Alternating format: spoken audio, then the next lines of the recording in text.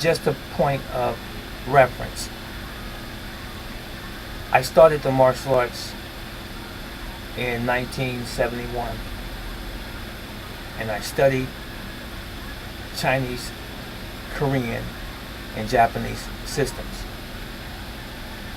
And throughout my life in the martial arts, I have basically synthesized the best of those systems that I've studied into my own. Those things that are practical, in my estimation, and that work for me and even my students. So I have been doing what has been considered mixed martial arts since the 70s. And what I'm saying is that the MMA, as we call it, abbreviation for mixed martial arts, it's not new. It was not created by the Gracies. It was not created by the Shamrocks. Dan Severn the Beast didn't create it. Anderson Silva didn't create it.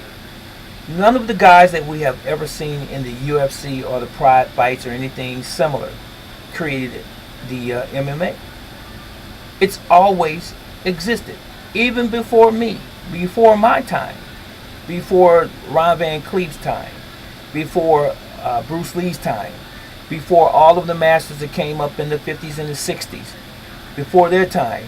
MMA has always existed. In Okinawa, in Japan, in China, there has always been a sharing of systems and styles throughout the martial arts cultures forever. So to say that this thing that we call, or that they have founded supposedly called MMA, is brand new. It's popular. It's been given the label of mixed martial arts, but it's always been here. But the martial arts that we studied back in the day, the mixed martial arts, is not what you see today as far as the MMA is concerned, or mixed martial arts. What you really see in the mixed martial arts today is egos in a ring, in an octagon, fighting to see that I'm better than you or you're better than me, who's beat who, or how many title belts you have and what weight class you're in. And after it's all over, I stand up on the ropes of the ring and I scream out to the crowd like I'm it.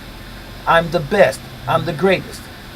Only to be failed or to be downed by the next competitor several rounds or several matches later. What am I really saying?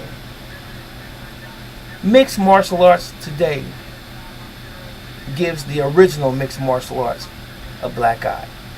From the standpoint, and only from the standpoint of, it's more about ego. It's more about trying to win a money purse as opposed to honor. Honor and respect for the martial arts. People trash talking. I'm not saying trash talking is new, but you see it more prevalent in the ring. Guys cursing one another out, using all kind of expletives, threatening one another. When they have weigh-ins, they're even fighting sometimes in the weigh-ins. Is that martial arts that we learned back in the day? Is that the real purpose of martial arts? Is to stick your chest out and say, well, I'm the king of the hill. It was never intended to be that way. Where is the honor and the respect and the love and the passion for martial arts as it was intended from its inception? It is all but gone in today's group of so-called martial arts that call themselves mixed martial artists. Now, I'm not saying that there are not great martial artists that participate in the mixed martial arts arena. I'm not saying that. There are many. But for the most part, it's all about the lucre. It's all about money. It was never intended to be that way, is what I'm getting at. When do you find the martial artist up to date and mixed martial arts say, well, I'm going to do it and do it without a salary? I don't want to win anything. I just want to do it.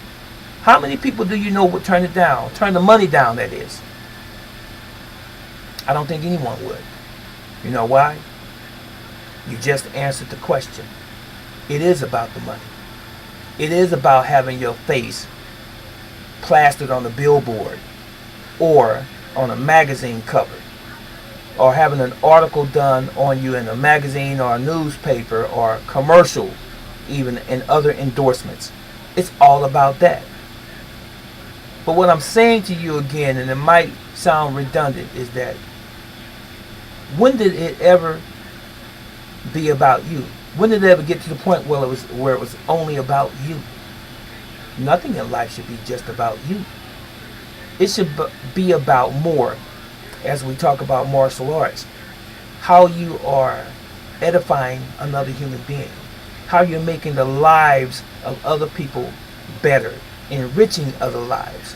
It's not about going to the ring and training, how many hours you put in on the mat necessarily. It's not just about that. There's a spiritual lesson behind martial arts.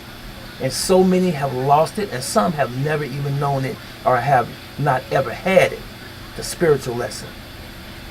So for those who don't know what the spiritual lesson is, and who have never had it, who can't even see it,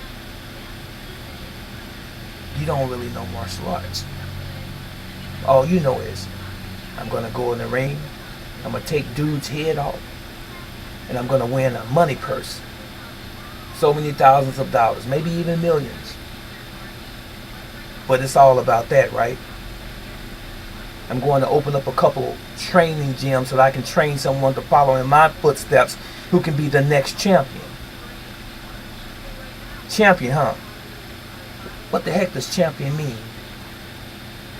I would rather be a champion of life, a champion in somebody else's life, who I have helped, who I have groomed into being a better human being, not a better I am, or a better me, or a better champion in general. I'm just saying. Are you the mixed martial artist that's in it for the money? Or are you the mixed martial artist that's in it to help another human being be a better human being? Think on these things. This is Brother Teacher. I'm out.